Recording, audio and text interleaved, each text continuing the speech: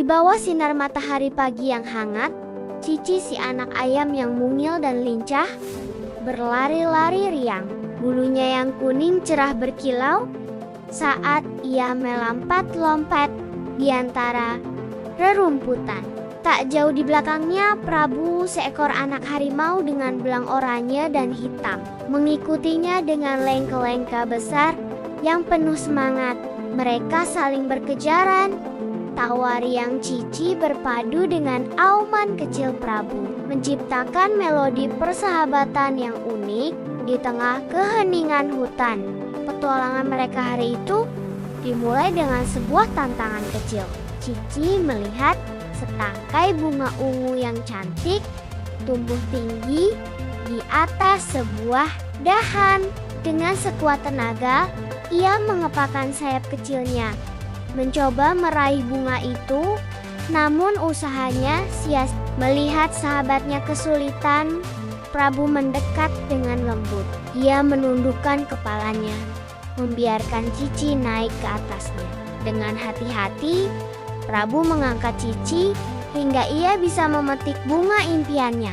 Cici bersorak gembira, memberikan bunga itu kepada Prabu sebagai tanda terima kasih. Giliran Prabu yang memimpin petualangan. Ia menunjukkan kehebatannya dengan melompat lincah dari satu semak ke semak lainnya, seolah menari di antara dedaunan.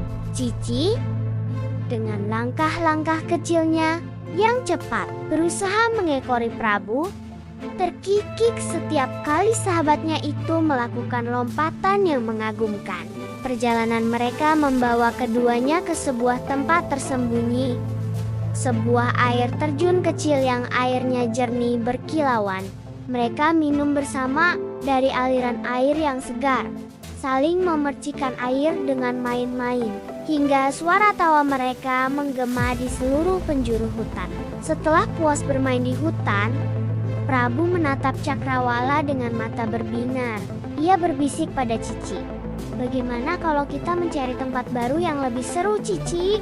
Cici yang selalu siap untuk petualangan baru mengangguk setuju dengan antusias. Mereka pun memulai perjalanan baru, meninggalkan hutan yang sudah mereka kenal baik. Perlahan, pemandangan hijau rimbun mulai berganti.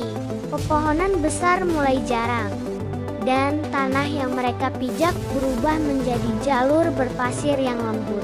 Perjalanan itu ternyata lebih jauh dari yang mereka bayangkan. Kaki mungil Cici mulai terasa lelah, langkahnya melambat, dan napasnya terdengar terengah-engah. Menyadari hal itu, Prabu berhenti dan berjongkok di hadapan Cici. "Naiklah ke punggungku, sahabatku," ujarnya dengan suara yang dalam namun menenangkan. Tanpa ragu, Cici melompat ke punggung Prabu yang lebar dan empuk. Prabu pun berjalan kembali dengan langkah yang mantap, membawa sahabat kecilnya dengan penuh kasih sayang. Dari atas punggung Prabu, Cici bisa melihat pemandangan yang sama sekali baru. Di kejauhan, sebuah garis biru membentang luas, dan suara deburan lembut mulai terdengar. Semakin lama semakin jelas. Akhirnya mereka tiba. Di depan mereka terhampar pantai berpasir putih yang luas, bertemu dengan lautan biru yang berkilauan. Tanpa menunggu lama, Cici melompat turun dari punggung Prabu, dan keduanya berlari dengan gembira menuju bibir pantai. Mereka bermain kial-kialan dengan ombak-ombak kecil yang menyapu kaki mereka, merasakan sensasi baru yang menyenangkan. Setelah puas bermain air, mereka memutuskan untuk membangun istana pasir. Dengan cakar kecilnya, Cici menggali pasir, sementara Prabu menumpuknya dengan hati-hati. Istana pasir mereka mungkin tidak sempurna, bentuknya sedikit miring dan lucu, tetapi bagi mereka itu adalah karya terindah. Saat sore menjelang, langit mulai berubah warna. Cici dan Prabu duduk berdampingan di atas pasir yang hangat, menatap matahari yang perlahan tenggelam di ufuk barat.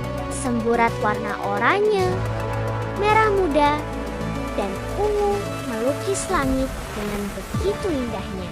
Tidak ada kata-kata yang terucap, hanya keheningan yang nyaman di antara dua sahabat.